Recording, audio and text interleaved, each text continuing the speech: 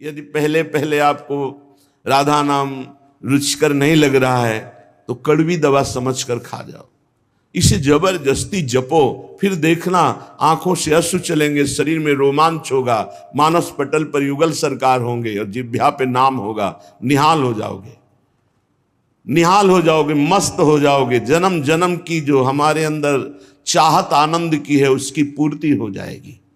श्रीपाद प्रबोधानंद जी महाराज गूढ़ो श्यामाभिसारांग भृंगारादिभिरान्वितां राधा प्रीत्यनुकंपादि प्रबद्ध प्रेम व्यूहलम। जिस समय तुम राधा राधा जपोगे और राधा किशोरी अनुकंपा कर दिए, तुम्हारी तरफ देख लिए कृपा करके, उसी समय तुम्हारे अंदर स्थूल सूक्ष्म कारण तीनों का राग छूट जाएगा और तुम्हें भावदेह की प्राप्ति हो जाएगी। दिव्य भावदेह जिसका कभी विनाश नहीं होना, जिसमें नव किशोर अवस्था सदैव रहती है और जो चिदानंद है, अपार आनंद, मोक्ष से भी अनंत गुना बढ़ करके भावदेह को प्राप्त महापुरुष को आनंद है। तभी वो दीयमानम न ग्रहणंती बिना मत सेवनम जना, भगवान के देने पर भी वो मोक्ष स्वीकार नहीं करते, भगवत सेवा स्वीकार करते हैं। श्री प्रियालाल की सेवा सामग्री हर समय उसी का चिंतन, किस समय कैसे सेवा पहुंचानी है, कैसे सुख पहुंचाना है। अत्यंत प्रेम विवल होकर भावदेह को प्राप्त होकर के सखियां विविध प्रकार की श्रृंगार आदि सामग्री को संजोती रहती हैं और श्री जी को सुख पहुंचाती रहती है। ये कहां से मिला? बोले राधा प्रीत्यानुकंपादि।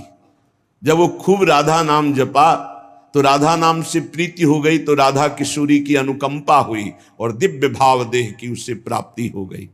राधा पादाब्ज सेवान्य स्पृहा कालत्रयोज्झितां राधा प्रीति सुखाम बोधाव पारे बुड़िताम सदा। राधा राधा जिह्वा से जपती है और श्री राधा चरण कमल की सेवा में समय व्यतीत करती है। कोई भी जिनके अंदर इच्छा नहीं रह गई, वासना नहीं रह गई, वो अपार प्रीति सुख में डूबी हुई राधा सहचरी पद को प्राप्त होती है। चाहे वो पुरुष शरीर हो चाहे स्त्री शरीर हो, ये पोशाक है। आंतरिक सच्चिदानंद वो देह को प्राप्त होता है, भाव देह को। राधा पादाब्ज सेवान्य स्पृहा, अन्य कोई इच्छा नहीं। ये बड़े भाग्यशाली जन हैं जो थोड़ी भी सेवा स्वीकार किए हैं।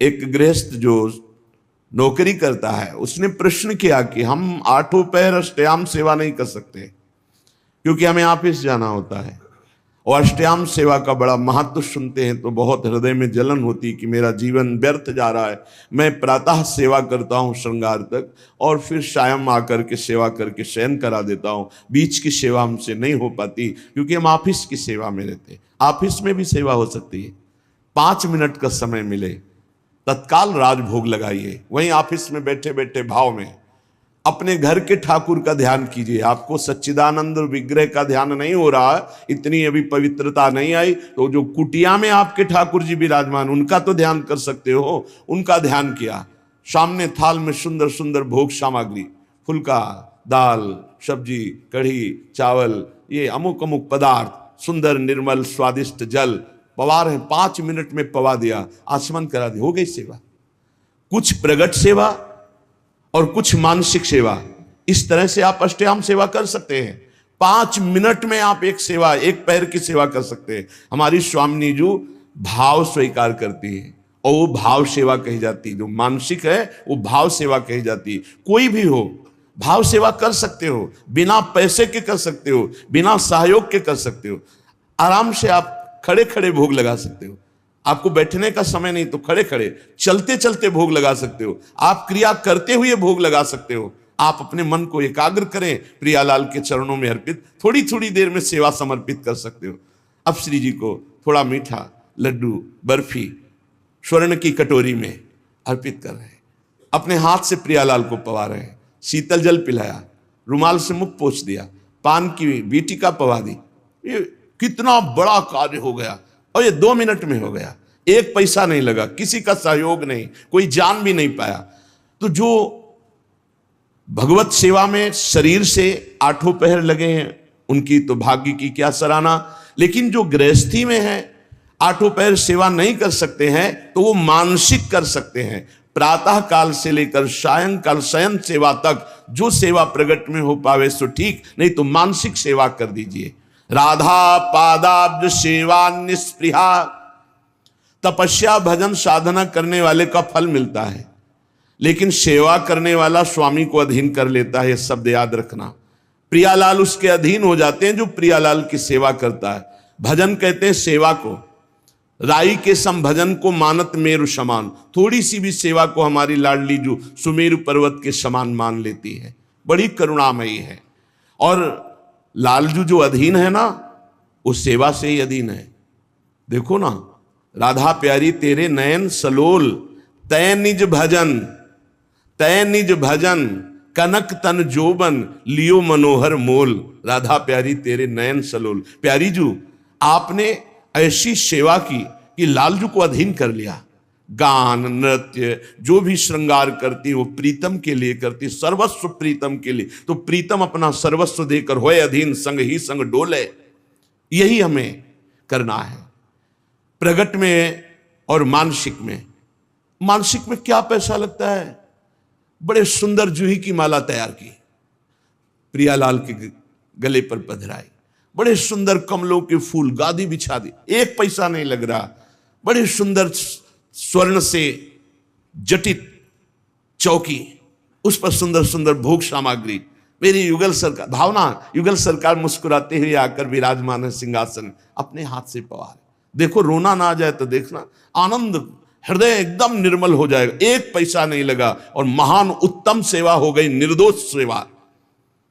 इसलिए सेवा सबको करनी चाहिए। बिना सेवा के शरीर पवित्र नहीं होता, बिना मानसिक सेवा के अंतःकरण पवित्र नहीं होता पूर्ण रूप से। इसलिए सेवा की भावना जरूर रखो। अगर दिन में एक बार आपने मानसिक सेवा का भाव किया, सुंदर शरबत बनाया, सुंदर चांदी की 2 गिलास है, ले गए, युगल सरकार को पवा रहे, कैसे शरबत पी ले, फिर आचमन करा, फिर मुख पोंछ दे, 2 मिनट चंवर लेकर डुला। हमारे प्रियालाल विराजमान है, कुछ नहीं, शांत बैठे हैं, चंवर चल रहा है, पंखा से हवा कर रहे हैं। 2 मिनट प्यारी जू के सामने राधा राधा नाम कीर्तन करके नाच रहे हैं, कुछ बार से नहीं कर रहे, ऑफिस में बैठे बैठे हो रहा है। आप इस उपासना को समझिए। उपासना भाव का क्षेत्र है। भावोत्सवेन भजताम रस काम धेनुम तम राधिका चरण रेणु महाम स्मरामि। भाव के आप खुद परिणाम देखेंगे। प्रगट सेवा और भाव की सेवा में बहुत बड़ा अंतर है। प्रगट सेवा हम कर रहे हैं, मन हमारा कहीं और है, लेकिन जब हम भाव सेवा करते हैं तो मन को लगना ही होता है, क्योंकि बिना मन के वो सेवा होगी नहीं। उसका नाम ही मानसिक सेवा है। 5 मिनट 24 घंटे में प्रत्येक शरीरधारी को मानसिक सेवा करनी चाहिए। क्या जाता है, अपने घर के जो ठाकुर है उन्हीं पर भाव करके मानसिक सेवा कीजिए।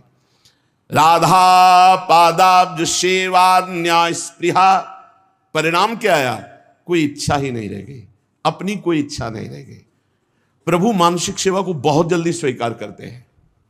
वैसे प्रत्येक साधक की मानसिक सेवा होती ही होगी यदि प्रगट सेवा कर रहा है, क्योंकि प्रगट में उतनी सामग्री नहीं होती जितनी हमारे भाव बनते हैं। मानसिक सेवा में बहुत सुख मिलता है।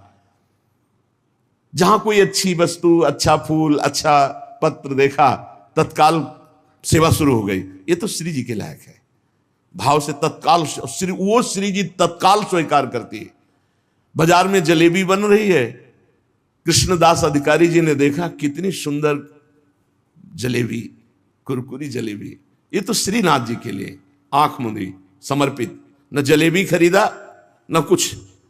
उधर जब पर्दा हटाया श्री विठलनाथ गोस्वामी जी ने, तो देखा जय जय जलेबी पा रहे। तो उनका जय जय, यहां तो जलेबी बनी नहीं और बाजार का आप पाते नहीं, फिर ये कैसे? तो उनका कृष्णदास अधिकारी जी गए हैं ना सेवा के लिए, तो बाजार में जलेबी बन रही थी, तो उन्होंने देखा वो भोग लगा दिया, तो हम पा रहे हैं।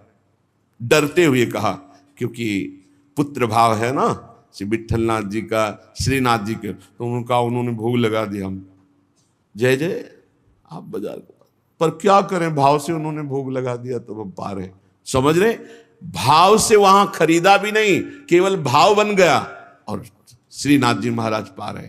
ऐसे हमारी श्री जी हैं, हमारे लालजू हैं, कोई भी सेवा कर सकते हो, बिना पैसा की सेवा, बिना किसी के सहयोग की सेवा, और ये सेवा जरूर श्री जी स्वीकार करती है।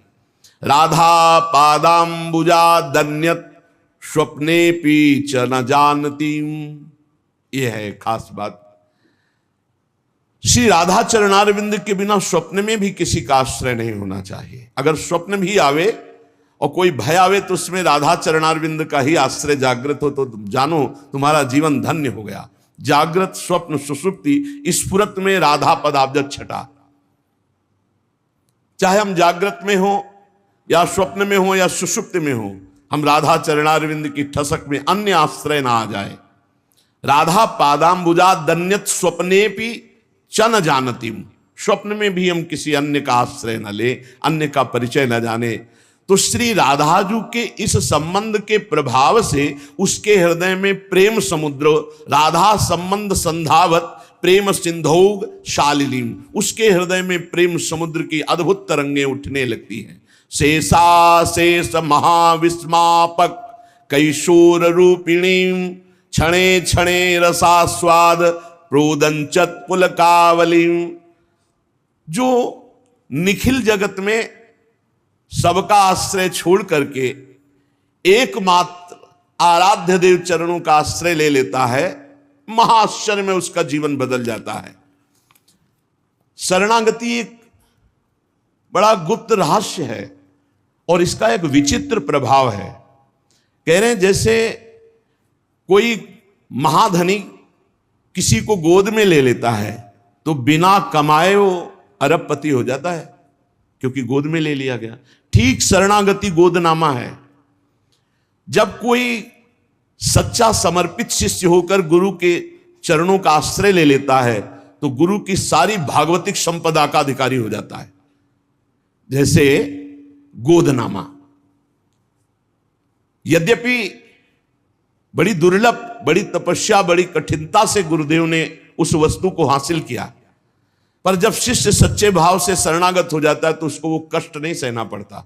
वो उस संपत्ति का अधिकारी ऐसे हो जाता है जैसे गोदनामे में संपत्ति का अधिकारी बिना कमाए हो गया। भीतरी भाव जब हमारा प्रभु के प्रति ऐसा हो जाता है कि हे प्रभु मेरे में कोई सामर्थ्य नहीं, मैं आपकी शरण में हूं, भीतरी भाव की बात है, उसी क्षण वो भगवान की समस्त दैवी संपदा का अधिकारी बन गया। सारे पाप नष्ट हो गए, वो निर्भय हो गया, निशंक हो गया, निशोक हो गया, निश्चिंत हो गया। कोई चिंता नहीं, कोई शोक नहीं, कोई भय नहीं। जो जाको शरणों गहे ता कहता की लाज, उल्टे जल मछली चले बहो जात गजराज। बड़ी प्रबल जल की धारा जो हाथी को भी बहा दे तो मछली जल का आश्रय लिए वो मछली उसी उल्टी धारा में चढ़ जाएगी, उसका रोक नहीं होगा। बोले ऐसे ही कोई चाहे जितना समर्थ हो, भगवान की शरण में हो गया तो जो दुरंत माया है वो उसको पार कर जाएगा। मामे वे प्रपद्यन्ते माया में ताम तरंतिते।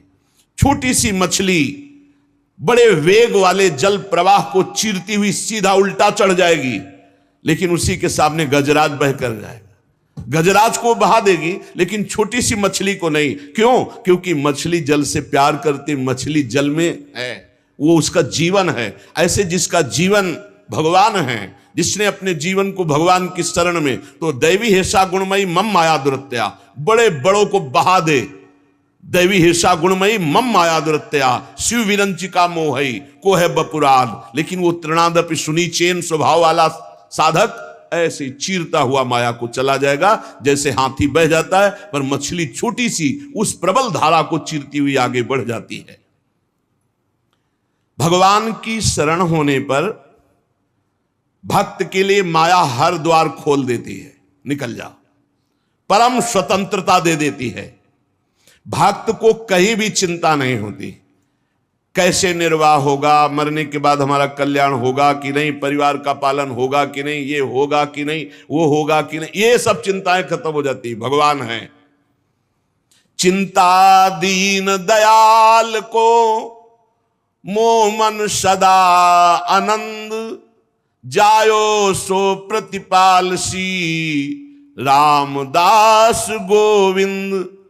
जिसने शरण में लिया है, जिसने अपनाया है, वो वही पार करेगा। मेरे मन में तो सदा आनंद बना रहता है। मेरी चिंता दीनदयाल को है, मैं अपनी चिंता नहीं करता। मोह मन सदा आनंद, मेरा मन तो अब आनंदित रहता है क्योंकि दीनदयाल प्रभु मेरे स्वामी हैं। भगवान के समान कोई सृष्टि में नहीं है, फिर हम किसका आश्रय लें? और जो ये बात नहीं समझते वही परेशान हो रहे हैं। ना त्वत्समोस यविदिका, तुमसे अधिक कौन हो सकता है जब समान नहीं कोई।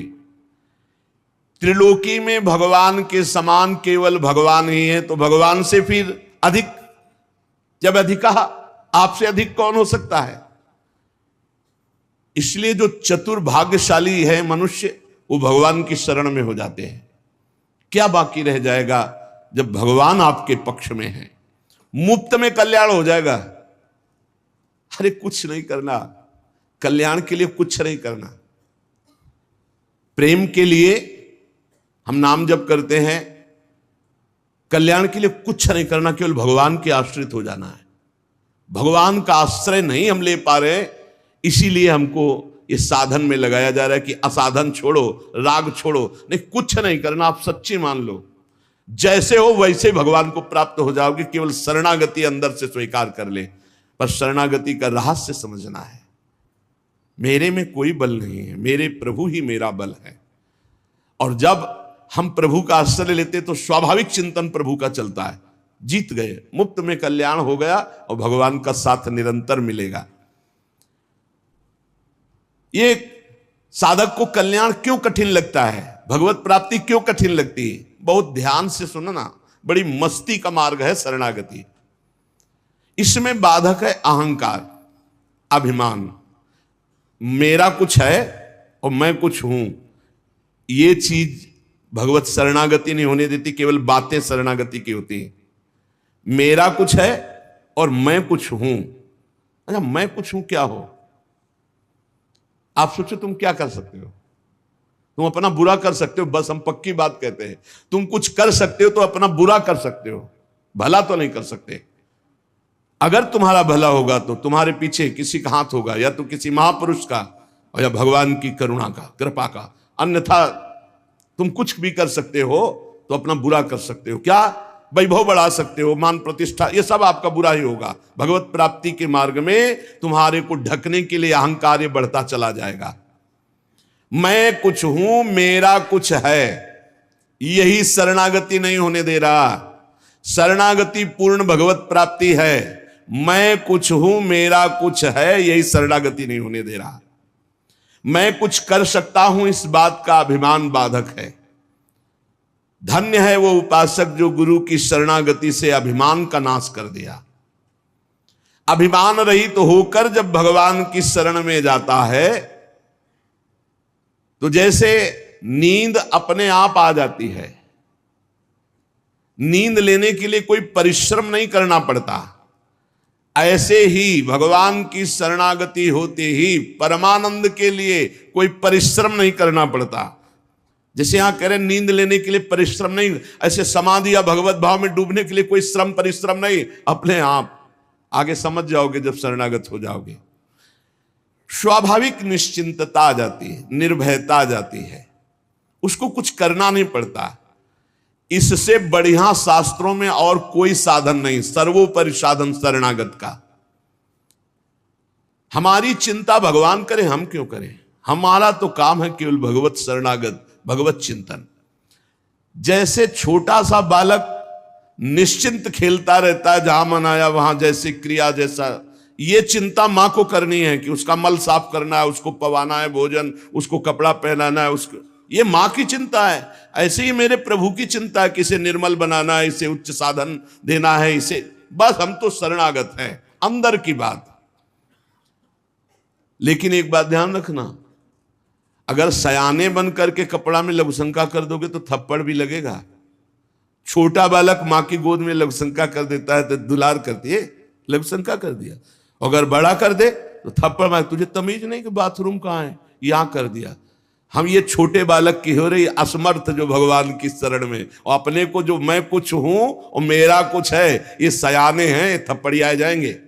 अगर अधर्म आचरण, शास्त्र विरुद्ध आचरण, तो फिर ये नहीं होगा कि मैं शरणागत हूं, मैं निश्चिंत हूं, ऐसा नहीं होगा। नहीं, तय बालक नहीं भरे सयान, काहे कृष्ण भजत नहीं नीके, फिर छड़ी चलेगी, फिर पिटाई हो जाएगी। छोटा तृणादपि सुनी चेन, छोटा बल जाए बहुत आनंद है। पिता को घाटा हुआ कि मुनाफा हुआ, छोटे बालक पर कोई प्रभाव नहीं, समय पे उसको दूध मिलेगा, समय पे भोजन मिलेगा।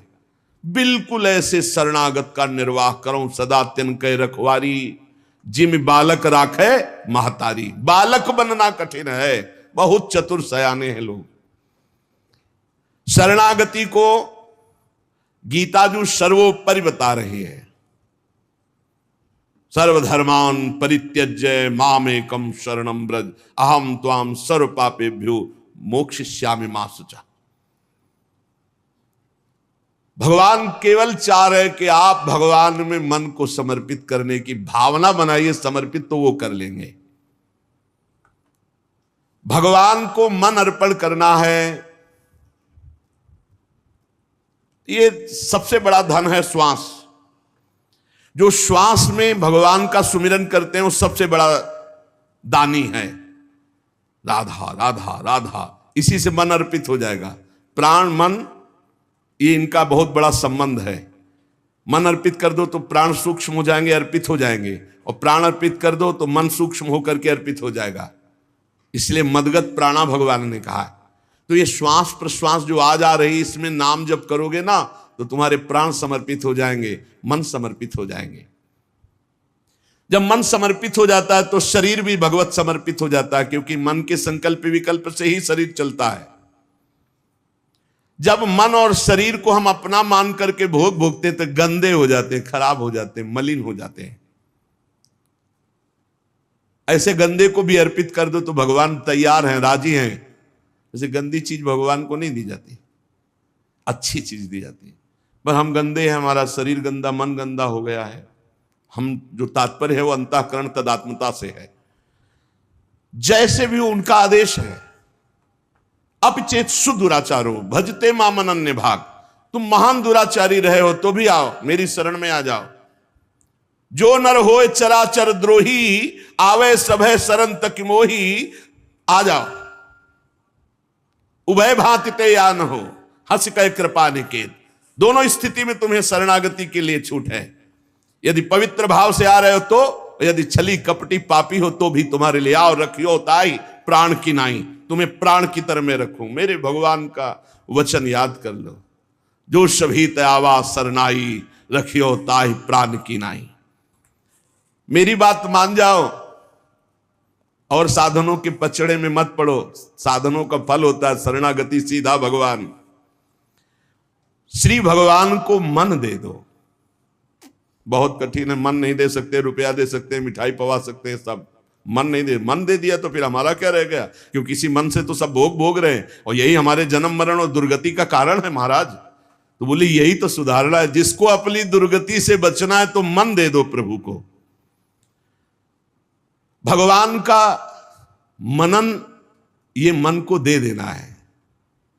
और देखो, जब भगवान के नामे कर दिया ना मन, हम तो कभी कभी विनोद की भाषा में कहते हैं कि ये भाई, जिस घर में बहुत दिन से कोई असद आचरण करने वाले, जिनको गांव की भाषा में गुंडा कहते हैं, वो तुम्हारे किराएदार रहे हो और काफी वर्षों से रहे हो, तो तुम सहज में नहीं खाली करवा सकते, क्योंकि उनका स्वभाव ही है ऐसा, उद्दंड स्वभाव है। अब क्या करो? बोले अपनी एरिया का जो सबसे बड़ा हो, उन्हीं के स्वभाव का, उन्हीं के बल का केंद्र हो, बस उसको थोड़े दिन के लिए उसको ये दे दो, पावर दे दो आप कि भैया ये मकान आपका खाली करवा दो। जे ही वो सुनेंगे कि उसने मकान तो अपने आप खाली कर देंगे। यही है शरणागति। काम क्रोध लोभ मोह मद मत्सर को जहां से पावर मिलता है, जिनके बल से बलवान है, भगवान श्री हरि है। यहां हमारे घर में इन गुंडों का अधिकार हो गया, अधर्माचरण कराने वाले काम क्रोध लोभ मोह मद मत्सर, ये हमारे कहने से नहीं खाली कर रहे। एक काम चले जाओ तो थपड़िया के हमको गिरा देते हैं, नहीं जाते हैं। क्या करे? हरि शरणम, ये तन मन प्राण सब हरि को दे दिए, बिना भगाए भाग जाएंगे, पक्का समझ लो।